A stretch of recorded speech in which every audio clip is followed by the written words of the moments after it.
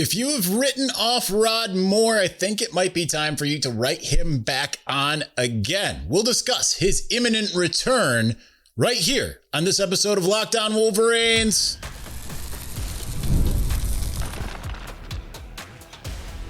You are Locked On Wolverines, your daily podcast on the Michigan Wolverines, part of the Locked On Podcast Network, your team every day. Happy Wednesday. We are back in doing it. Locked On Wolverines podcast, part of the Locked On Podcast Network, now the #1 sports podcast network.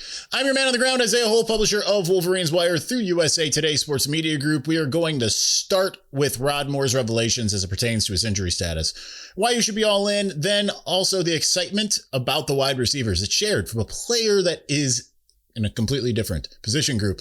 Finally, the word of the day is discipline, and that should tell us a lot about the trajectory of this team. So we met with 4 players today in Ann Arbor at a spring ball press conference. First time getting to talk to the players. Weirdly, none of us asked the question of generally who's impressed you the most? That's kind of different. But I think partially because we started out with a short-haired Rod Moore. He no longer has the long hair. He was asked about his injury status, essentially. And here's what he had to say. He started by saying, he played against Nebraska. He came back against Nebraska, and here's what he had to say. Said, I still was feeling pain, whatever. I had got before the Wisconsin game, I got, what was it? I want to say it was a cortisone injection 2 days before the game. I didn't practice that whole week, and I came on Saturday and I was like, oh, I don't feel anything. Maybe this is, the step that I'm willing to take. So I went out there. I didn't feel anything the whole game. That's why I played like that. If you remember, we had an interception. But then Sunday morning, it just all felt the same. So I think right now, I had a cleanup surgery in, January? It was just cleaning up scar tissue. That's what really was kind of bothering my knee, all the clicking and stuff, which I think I must have. And that's gone. And right now, I'm just really back in, returning to play. I'm about to be back in practice here soon. So I probably felt the best that I've felt ever since I tore my ACL. So that's the trajectory here, just building on where I'm at right now, and then go out and play. I think that should allay a lot of the concerns that a lot of you have had about, we're never going to see Rod Moore again, especially when Kyle Whittingham, and we spoke to him not so long ago, week and a half ago, just over a week ago. And, he said, I was asked about Rod Moore, Andrew Babalola, and John Henry Daly. He was like, those, some of those guys will be limited. Some of them won't be playing at all, practicing at all. And I got a lot of texts from a lot of you who are my friends that watch or listen to the show or follow me along on Twitter or follow others on Twitter for that matter, who were asking me about it, right? And you were in the Everydayer Club asking me about it, and a lot of people were oh, I think we maybe have seen the last of Rod Moore. I mean, heck, even when he got his 6th year, that was kind of the thought. But you could sense being around him the enthusiasm that he had. I believe him when he says this is the best that I have felt since the injury happened. And keep in mind, he practiced last year. It just wasn't clicking, right? And he just realized something's not right. He said the pain was there against Nebraska, which was his first game back. After Wisconsin, he only played in one more game, which was the USC game. And from there, he's like, yeah, now I feel better. So it's just, like I've said, part of it's precautionary. Part of it is working his way back. He had the cleanup surgery, which I don't think a lot of people knew. And now he's just kind of working his way back and everything. And here's the other part of it that is important. And he kind of brought this up at the end, because he had noted, I could have gone pro after my junior year, but I opted to come back, and I haven't really played since. He's played in 3 games since then, right? So he knows that he needs to also go out there and show what he can do to the greatest of his ability, because having 2 years of injury and not really playing is obviously done a lot to essentially tank his draft stock. So I think he's determined, on top of everything, to go out and just showcase everything. Really show what he is capable of. Really go out there and show what he is able to do. And I think that is crucial for where, for where that the defensive backs group could be. Right. And he feels really confident about the group. He feels like, between him and Mason and he's mentioned Jordan Young. I don't know if Chris Bracey's shown up or not. We didn't really get into a bunch. Like I said, we didn't get into a bunch of names. I mean, although he did mention like Smith Snowden's not here yet, but he's going to be really, really good. He's like, I've watched tape on him. He's incredible. I think that there's a lot to like about that group. I'm going to demur for a second because I'd be remiss if I didn't mention that Trey Pierce said he sees what y'all say about, and I say y'all, probably also me, about the defensive tackles. And he's like, yeah, I take that as a personal slight. That's a quote. That's verbatim. I take that as a personal slight. But anyway, I think it's with Rod Moore here. I think you're getting, because he's tended to be open and honest about this. When we got him last year I think it was fall camp, might've been spring ball, and asked him, I think it must've been fall camp. And I asked him, I was the one who asked him that question at that point, and he gave the full, sordid details of everything that went on in terms of the injury, the recovery, and all of that. Like, he does not seem to shy away from kind of where he's at and telling you exactly what's going on. So he much like, I know a lot of you don't like Samaj Morgan from his time in Ann Arbor, but like much like Samaj, Rod Moore is a truth teller, right? He's going to tell you whether you want it or not. So I fully believe when he says like, yeah, it's this was not the greatest scenario, and here's what went down. But now I'm better than I've been since that moment. And heck, he went and played 3 games in the condition that he was in previously. I think that now you're getting, just some really important intel basically indicating that, yes, he will be back. And I think that he has a drive to be better than ever, and like just like a chip on his shoulder, which I think can be dangerous in a good way. Absolutely dangerous in a good way. All right, let's get to I've got some lengthy quotes from Jordan Marshall. I know it's not a huge departure from running back to wide receiver, but still it's a different position group. And he was asked a couple times about the running backs and answered with receivers. I think we need to pay attention to that. So let's get to some of his comments, and then we'll move on to why discipline is clearly a thing right now. We'll do that here in just a moment.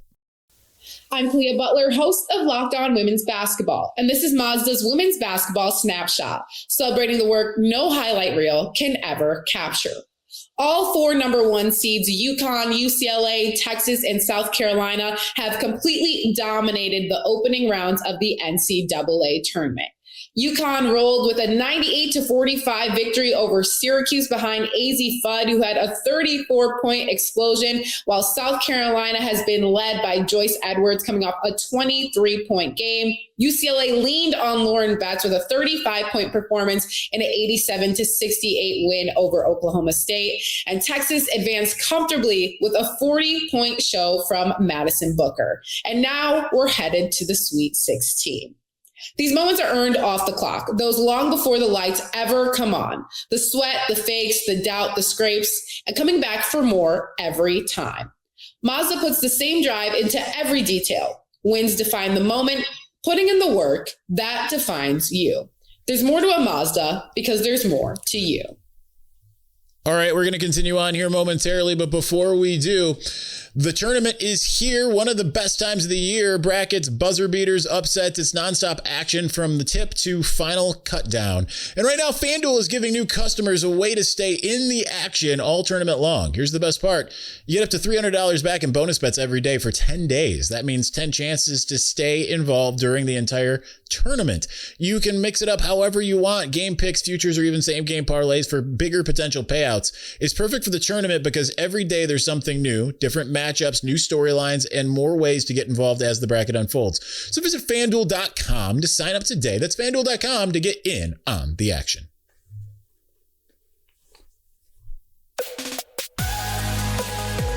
Get your first month of the Everyday Club for free when you use the code March. You'll unlock ad-free episodes and entry into our private listener group chat where I'm hanging out daily. Check the links in the show notes or go to lockedonwolverines.supercast.com to claim your free month. All right, let's get into. I have a long series of 2 quotes. They're long. I don't think I really separated them.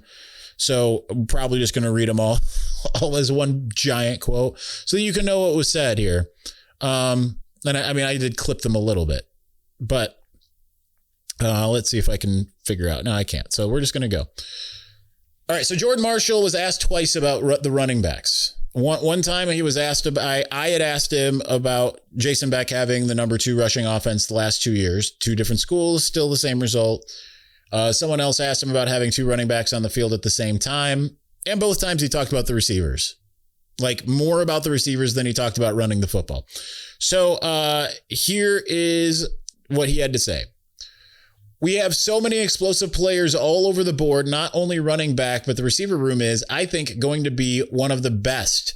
It's a young room, but they're explosive. They all want to go make plays. They all can make plays. And it's exciting to see where that room's at.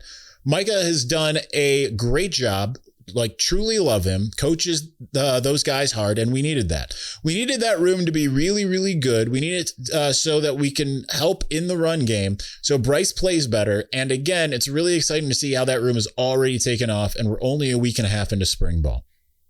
Okay, that was the first quote. I remember that now. So, number one, you're just starting to get kind of this... You're starting to get a little bit of the just general feeling about like the explosiveness of the room, and Micah coaching the guys hard. I love to combine that with what we talked about last week. Zach Marshall talking about how before it was kind of like if you're in the routes, you had to do certain things, and then once that, if that didn't work, you had to basically, your job was then to clear out for the next one. I'm not saying it well, but you know what I'm saying. And now it's more of like, hey, you've got more freedom, you've got more ability, go use it. And that goes a lot right along with what we talked about Jason Beck talking about yesterday in terms of putting the players in the best position to succeed, giving them the greatest ability to do whatever they needed to do. So number one, that's great. Love that. But I think the second quote, where the first one was him responding to the idea of having 2 running backs on the field at the same time. When I asked him about the Jason Beck rushing offense, I think this goes way deeper. This is the whole quote. This is his whole response to what I had to say. And I think this tells you where he's thinking here.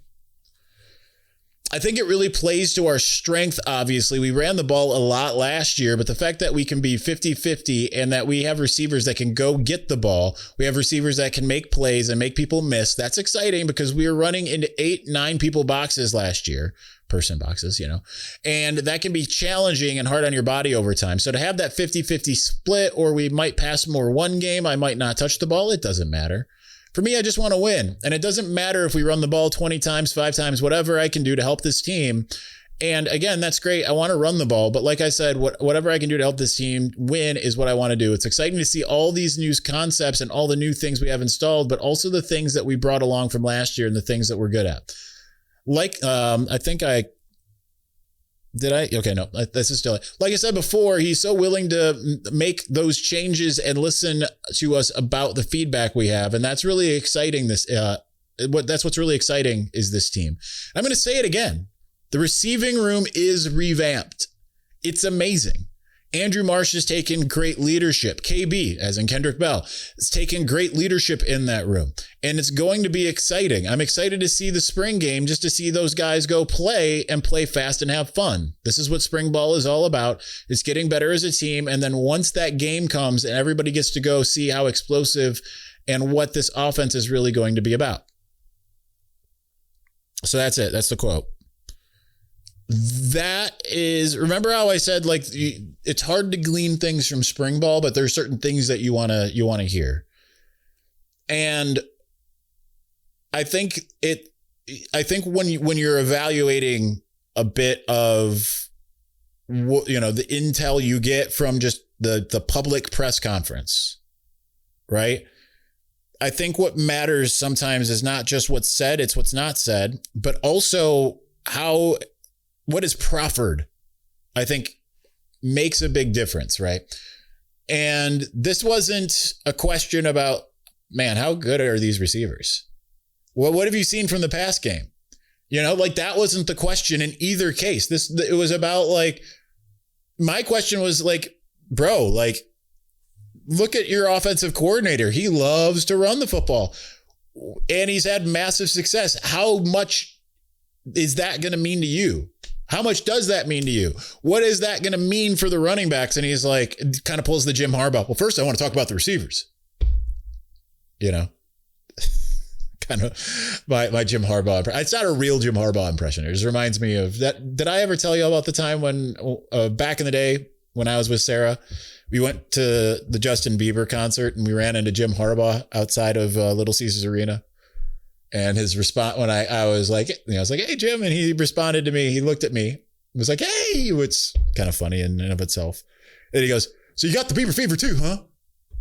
Like, I don't know how to respond to that. But anyway, it's the kind of Harbaughism. Like, hey, tell me about the run game. He's like, first I want to talk about the receivers.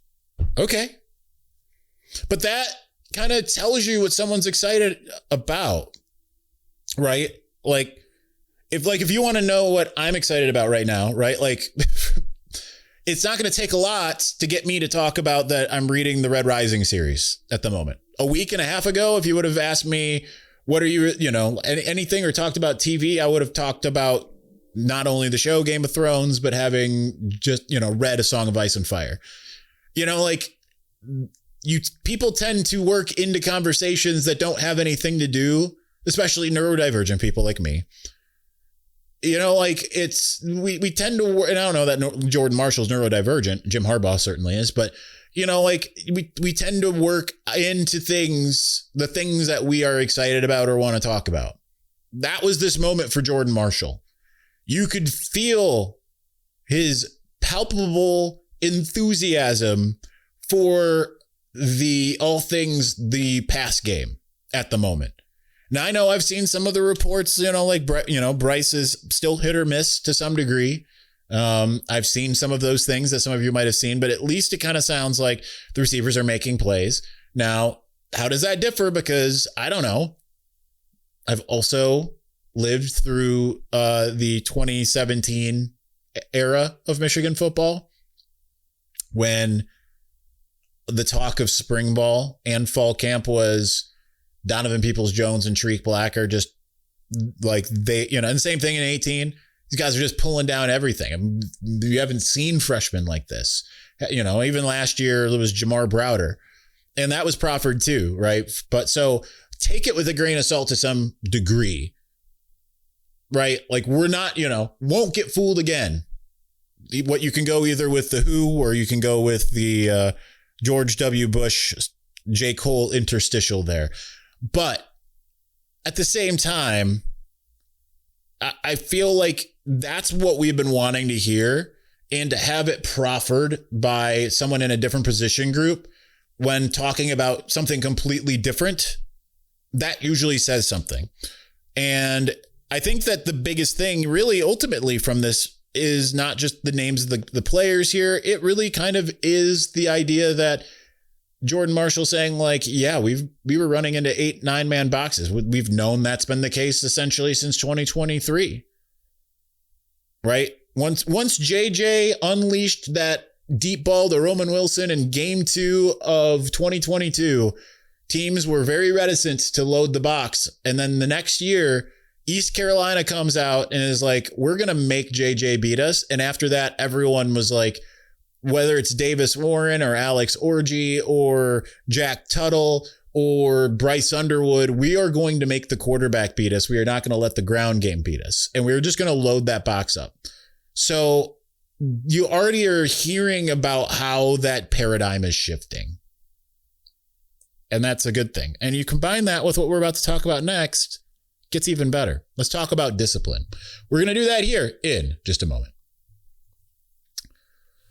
But before we do, what if sports were traded like markets? Now you can put your sports IQ to work in real time with Robinhood prediction markets. It's not you against the house. It's you participating in a live market. You can buy or sell your positions live all game long. Use your sports knowledge in the moments that matter. Robinhood prediction markets changes the game. It's people moving the action. So when momentum shifts, you can move with it. I always knew the game, but never had a dynamic way to apply that knowledge. Now I can actually take part live in a market powered by people. You're not just a spectator. Play by play, you decide. Trade every play with Robinhood, now available across the U.S. Download the Robinhood app now to begin. Futures and cleared swaps trading involves significant risk and is not appropriate for everyone. Event contracts are offered by Robinhood Derivatives, LLC, a registered futures commission merchant and swap firm. All right, we're going to continue on here momentarily. I'm going to reset this real quick so that hopefully I can read in real time. All right, let's try it out. Workplace chaos, deadlines stacking up, inbox overflowing, and the one position you have to fill still sitting open when the pressure is on and you need the right hire. This is a job for sponsored jobs. Indeed Sponsored Jobs helps you reach the people who actually fit what you're looking for, skills, experience, location, so you're not just hoping that the right candidate stumbles across your post. And here's a stat that says it all. In the minute that I've been talking to you, companies like yours made 27 hires on Indeed, according to Indeed data worldwide. So if you're hiring, spend less time searching and more time interviewing candidates who check all the boxes with Indeed Sponsored Jobs. And listeners of this show will get a $75 sponsored job credit to help you get the job, your job, the premium status it deserves at Indeed.com/podcast. Just go to Indeed.com/podcast right now and support our show by saying you heard about Indeed on this podcast. Indeed.com/podcast. Terms and conditions apply. Need to hire? This is a job for Indeed Sponsored Jobs.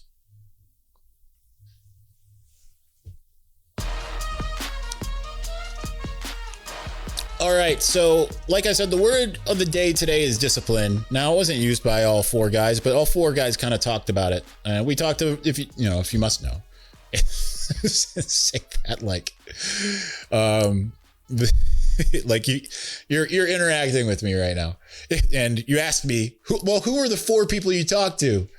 And I'm like, okay, well, if you must know, we talked to Rod Moore, Bryce Underwood, Trey Pierce, and Jordan Marshall today. And all four talked about, to some degree, the difference between staffs. Now, you get a little bit of it's not like Trey Pierce, like, yeah, it's not really different before he goes in and tells you how it's different. Or I shouldn't say it's not really different. He said it was different, but he's like, I'm not gonna say one's better or worse. But then you talk to certain, like Jordan Marshall's kind of like, yeah, no, it's better. From a mixture of things like meetings start early. It's not just about like, hey, you better be early for the meeting. Meetings actually start early. He was talking about how like a buzzer goes off when the meeting is supposed to start and they've already started across the building.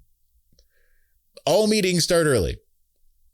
The lifts are more intense. The practices are more intense. The practices are shorter, but certainly a lot more intense. Jordan Marshall talked about like there's not a lot of standing around. And he's like, that'll pay dividends just in terms of the tempo, because we're so like gassed by the end, and like it's getting us, whipping us into shape. Like other teams are going to be tired. We're going to be going. Now, obviously it all depends on how each team's. I mean, if every team does that, then maybe that goes away, but that advantage. But nonetheless, I think that you see how a lot of these little things, and on top of it, like, he mentioned going to class is a big deal. I know, novel concept, but he's like, he said, like, if you don't go to class, you don't practice. And obviously if you don't practice, you don't play. Generally, unless it's like an injury scenario. And how, I believe it was, Rod Moore. No, it was Trey Pierce that said, like, in practice, he recognized that Kyle Whittingham, like, legit cares about them. He said, like, you get, in recruiting, they always say, like, oh yeah, it's, we want to graduate all of your, you want to graduate all of our players. And he says that in front of the parents, he says, but like, when it comes to the, outside of that, some coaches might not necessarily have that same message. Which is interesting because that makes you think the fact that he said that tells you that some Michigan coach or coaches didn't have that message. Whereas Kyle Whittingham is constantly like making sure that everyone knows, like, you are student athletes. You need both. And with that, Jordan Marshall's talking about, like, that's the thing about the University of Michigan. You need both. You know, we do both. So really, truly kind of embodying the leaders in best now, it feels. But if you go back to Jake Guarnera's comments from the Cheez-It Citrus Bowl, where he was talking about how the team was in dire need of discipline. And now you've got players coming out. This is the first time we've met with players since the Whittingham hire, or not since the Whittingham hire, but since the bowl game at least. And they're all coming out here and being like, a lot more discipline. Then, you know, that solves a lot of problems. That solves a lot of problems too, in terms of one of the things that Trey Pierce said about it is, I mean, it wasn't the same, but it's kind of similar, I guess, that there's a lot more attention to detail in practice in particular. And that was kind of his response when asked about, like, you know, the Jim Harbaugh of it all. Is like, is it similar to Jim Harbaugh? Yeah, there's that level of attention to detail when it comes to what we're doing. Considering, like, it had been a through line of things that, you know, had been reported, that I had heard, blah, blah, blah, however you want to put it, that there wasn't that attention to detail last year, especially in practice. Jim Harbaugh, from what I had heard during that era, was often like, basically, like, they'd run a play. If it didn't work, then you just kept doing it until you got it right. I had heard from at least 2 sources, maybe 3 or 4, to be honest. Hard to remember. This goes back to, I think it goes back to last year. I don't think it went all the way back to 2024. But I had heard from several people, at least 2, as many as 4. And my apologies that I can't put an exact number on it, because I like to be able to do that. That especially early in the year and through 2024, the Sharon Moore-led Michigan Wolverines in practice, they would run a play. If it didn't work or someone did something wrong, they were like, okay, great. Well, we ran it. Let's move on. And then you have the Jordan Marshall talking about, like, yeah, no longer 3-hour practices, now 2, but we are never idle. We're always moving. Always seemed to me like there was a lot of idleness based off of just kind of general chatter. So now you don't have that. Now everything seems purposeful. Now it seems detail oriented. That's what this team had been missing. Even when I didn't feel like they were missing it in some games, like a lot of you did. And some of you have better football eyes than I do, right? Like, in terms of certain things, right? We all have our different levels of knowledge, but we at certain point in times recognize that this was an undisciplined team, and it was a team that was lacking in attention to detail. That was the thing you knew you were getting with Jim Harbaugh, was attention to detail. At least you're back there. That is a great starting point, and that can pay massive dividends for this year and beyond. So there you go.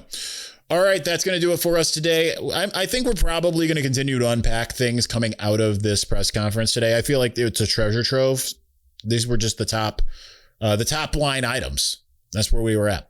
So that will be the plan for Thursday, lest some other news come along.